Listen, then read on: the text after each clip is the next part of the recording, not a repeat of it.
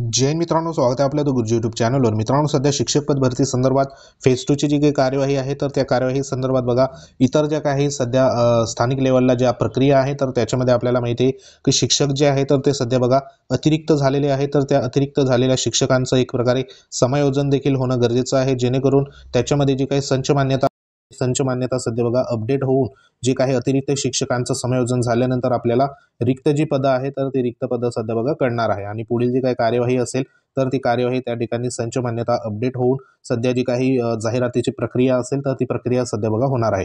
तर बरेचशा ज्या काही संस्था आहे बरोबर, अनुदानित संस्था, तर त्यांची सध्या बघा संच मान्यता देखील सध्या अपूर्ण आहे। त्या अनुषंगाने त्या ठिकाणी जे काही अतिरिक्त झालेले शिक्षक आहे तर त्या अतिरिक्त झालेले शिक्षकांचं समायोजनाचं काम देखील सध्या बघा अपूर्ण आहे।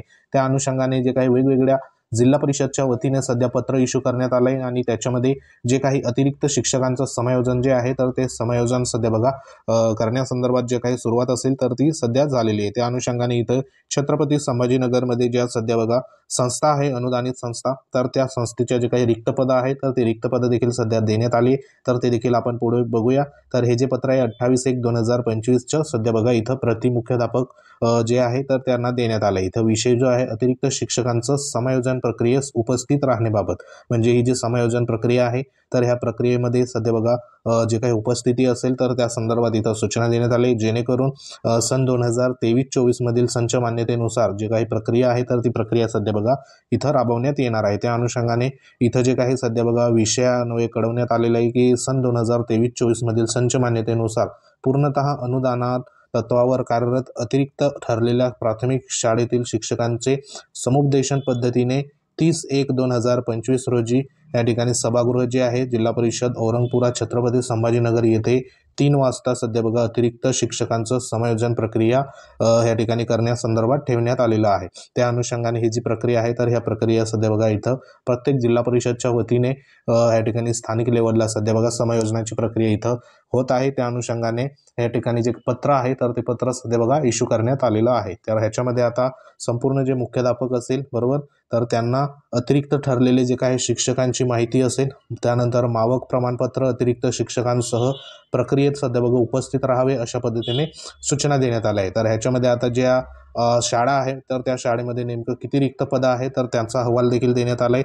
त्या अनुषंगाने तुम्हाला या ठिकाणी बघा ही जी यादी आहे तर ही यादी संपूर्ण जे अतिरिक्त झालेले शिक्षक आहे तर त्या शिक्षकांची इथं बघा माहिती देण्यात आली।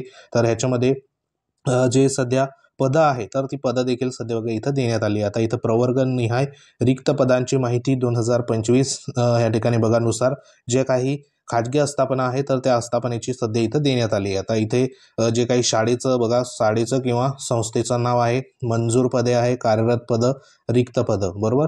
त्यानंतर इथं संवर्ग निहाय जे काही पदं असेल SC ST, त्यानंतर या ठिकाणी SBC असेल बरोबर, VJ NT, त्यानंतर OBC असेल, ओपन असेल, असे संपूर्ण इथं कॅटेगरी वाईज देखील पदं देण्यात आली आहेत। ह्याच्यामध्ये जवळपास छत्रपती संभाजीनगरमध्ये ज्या संस्था इथे लिस्ट आहे तर ह्या लिस्टमध्ये एकूण 17 ज्या संस्था आहेत तर त्या 17 संस्थांचं इथं बघा नाव देण्यात आलं आहे। तर ह्याच्यामध्ये इथं जर माहिती आपण बघितली, आता उदाहरणार्थ इथं पहिल्या क्रमांकाची जी संस्था आहे समाज प्रबोधन संस्था संचलित जागृती प्राथमिक शाळा छत्रपती संभाजीनगर, तर त्या ठिकाणी मंजूर पदे 24 होती, कार्यरत पद बघा 23 आहे आणि रिक्त पद 1 आहे। अशा पद्धतीने प्रत्येक जिल्हा परिषदच्या वतीने सध्या बघा ही जी माहिती आहे तर ही माहिती सध्या बघा मागवण्यात आली आहे, जेणेकरून त्याच्यामध्ये रिक्त पदं किती, कार्यरत पदं किती, मंजूर पदं किती, तर त्याच्यानुसार पुढील जी काही ठिकाणी समायोजनाचं जे कामकाज असेल तर त्या ठिकाणी बघा त्या अनुषंगाने इथं होणार आहे। तर टोटल जर इथं आपण बघितलं तर इथं तुम्ही बघू शकतात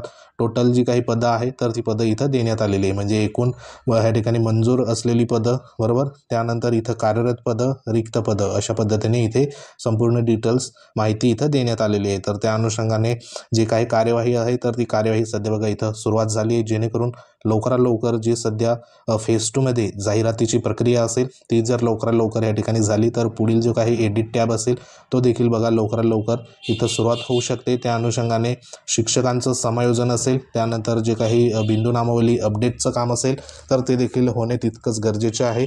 त्या अनुषंगाने जे पत्र आहे तर ते पत्र सध्या इश्यू होऊन जी काही पदं असेल मंजूर कार्यरत पदं, त्या अनुषंगाने माहिती जी आहे तर ती माहिती सध्या बघा मागवून वेगवेगळे जे काही कॅम्प असेल तर ते कॅम्प सध्या बघा इथं राबवण्याचं काम सध्या VCच्या माध्यमातून ज्या सूचना दिल्या होत्या त्यानुसार सध्या प्रत्येक जिल्हा परिषदमध्ये सुरुवात झाली। तर हे कामकाज लवकरात लवकर झालं तर लवकरात लवकर फेज 2 मध्ये ज्या जाहिरात असेल वेकेंट पोस्टच्या तर ते आपल्याला पाहायला सध्या मिळणार आहे। तर सध्या तरी ही एक महत्त्वाची लेटेस्ट अपडेट होती। अपडेट आवडली असेल व्हिडिओ लाईक करा, शेअर करा, तुमच्या काही कमेंट असतील कमेंट करू शकतात। तर भेटू आपण नेक्स्ट अपडेटमध्ये, तोपर्यंत जय हिंद, वंदे मातरम।